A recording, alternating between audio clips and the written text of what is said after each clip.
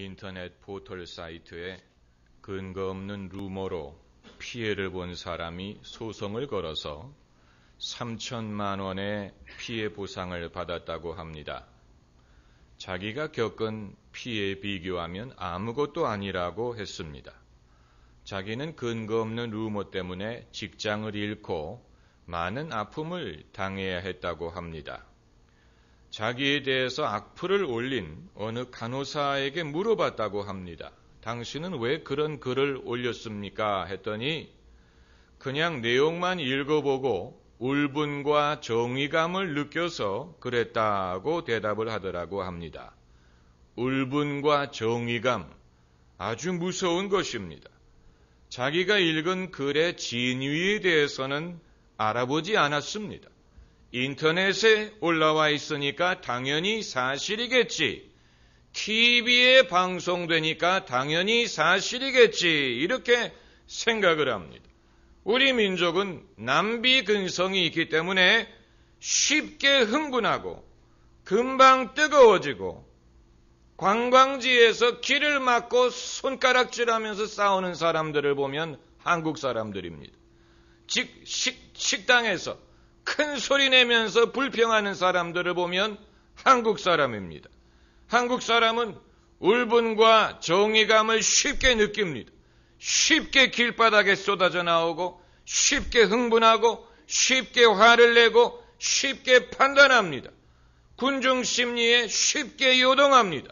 누구를 이지매하는 것을 잘합니다. 사실과 의견을 구분하지 못합니다. 기분에 좌우됩니다. 어느 의사 선생님이 이런 탄식을 하는 것을 들었습니다. 환자에게 친절하게 대해주면 그건 당연한 것이고 조금이라도 소홀하게 대하면 금방 얼굴빛이 바뀌면서 대든다는 것입니다. 그래서 제가 이렇게 대답했습니다. 그러니까 애초부터 친절하게 대하지 말아라. 고마워할 줄 모르는 사람에게 친절하게 대하니까 그렇게 되는 것이다. 그랬는데 여러분, 이런 것이 얼마나 개인과 국가의 손해가 되는지 모르는 것입니다. FTA든 정치든 경제든 비즈니스든 냉정하게 생각하고 냉정하게 판단할 수 있는 사람이 이깁니다. 협상력은 정보에 좌우되고 끈기에 좌우됩니다. 얼굴색 바뀌지 않고 대화할 수 있는 능력, 마음에 들지 않는 사람과도 같이 식사할 수 있는 능력, 내 말을 하기 전에 남의 말을 들을 수 있는 능력, 이것은 상식이에요.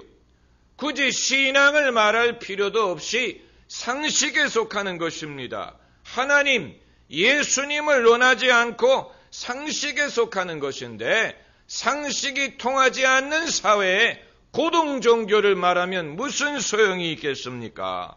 게다가 한술 더 뜨는 것은 지극히 개인적인 감정에다가 종교적인 의미를 부여하는 것입니다. 아까 말씀드린 그 간호사가 울분과 정의감을 느꼈다고 말씀드렸지요.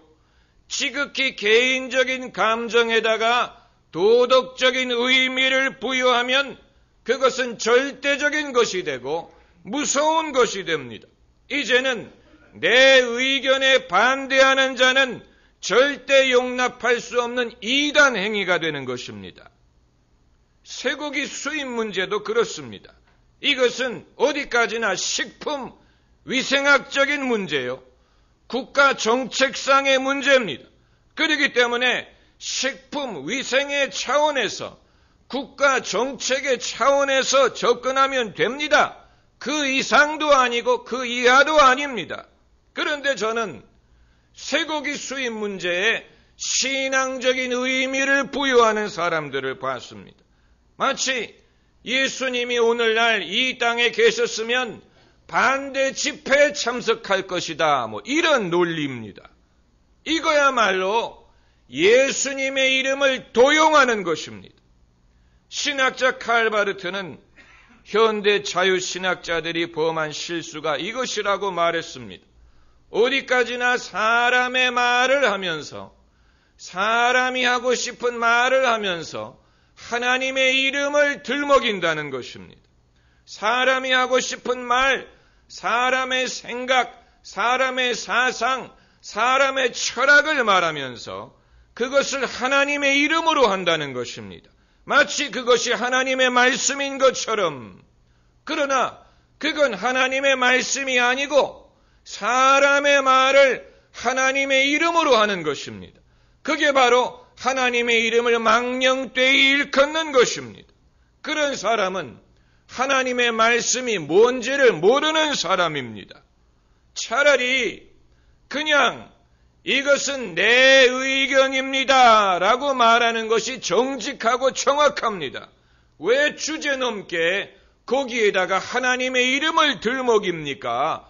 그게 바로 하나님의 이름을 망령되이 일컫는 것입니다. 오늘날 이슬람 원리주의자들이 범하는 실수가 바로 그것입니다. 그들은 21세기의 세계화를 거부하고 과거로 회귀하기를 원하고 있는데 거기까지는 제가 받아들이겠습니다. 그러나 비행기에 폭탄을 설치하면서 이건 알라의 뜻이다 이런 말은 제발 좀 안 했으면 좋겠습니다. 어떻게 그게 알라의 뜻입니까? 왜 그런 일에다가 알라의 이름을 들먹입니까? 그냥 이건 내 뜻이다. 이건 내가 원하는 것이다 라고 말하는 것이 정직한 것이고 정확한 것인데 얼마나 자기의 사상과 의견에 자신이 없으면 알라의 이름을 빌어서 거기에 신빙성을 더하려고 하겠습니까? 진짜 믿음은 우리의 열정이든 우리의 정성이든 우리의 어떤 신실함에 좌우되는 것이 아니에요. 우리는 내가 순수하고 신실하고 열심만 있으면 믿음이 성립될 줄로 생각하는데 그게 믿음에 도움이 될 수는 있지만 그 자체가 믿음인 것은 아닙니다. 순수하고 열심히 있는 사람도 얼마든지 틀립니다. 틀린 것은 틀린 것입니다. 착한 사람은 착한 대로 틀리고 나쁜 사람은 나쁜 대로 틀립니다. 틀리는 건 마찬가지예요. 착한 사람도 틀리고 나쁜 사람도 틀립니다. 그런 의미에서 지성이면 감천이다라는 우리의 속담은 그건 사실이 아닙니다. 그건 성경적인 원리가 아닙니다. 하나님을 감동케 하는 것은 우리의 지성이 아니고 우리의 믿음입니다. 거기에는 차이가 있습니다.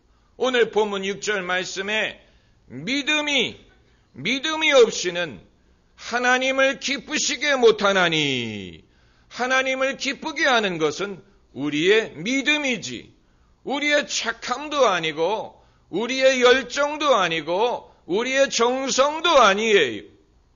하나님을 움직이는 것은 우리의 믿음입니다. 그러므로 여러분도 여러분의 정성으로 하나님을 움직이려고 하지 말고 여러분의 믿음을 사용하시기를 바랍니다. 그러면 진짜 믿음은 무엇이고 그것은 어디에서 오느냐? 진짜 믿음을 우리가 어떻게 얻을 수 있느냐? 로마서 10장 17절이 그것을 아주 정확하게 규명하고 있는데 믿음은 들음에서 나며 들음은 그리스도의 말씀으로 말미암았느니라. Faith comes by hearing and hearing by the word of Christ. 믿음은 들음에서 난다 그랬어요. 들음은 그리스도의 말씀으로 말미암느니라. 다시 말하면 믿음은 하나님의 말씀에 기반을 둔다는 것입니다. 하나님의 약속에 기초한 것입니다. 하나님이 이렇게 하시리라고 약속하셨기 때문에 하나님이 이렇게 하시리라고 믿을 수가 있는 것입니다. 말씀에 기초한 것이 믿음입니다. 모세는 어떻게 해서 가나안 땅을 얻을 줄로 믿었습니까? 하나님이 그렇게 말씀하셨기 때문입니다. 하나님이 그 땅을 주시겠다고 약속하셨기 때문입니다. 그렇기 때문에 가나안 땅을 약속의 땅이라고 부르게 된 것입니다. 베드로는 어떻게 해서 물 위를 걸을 수 있었습니까?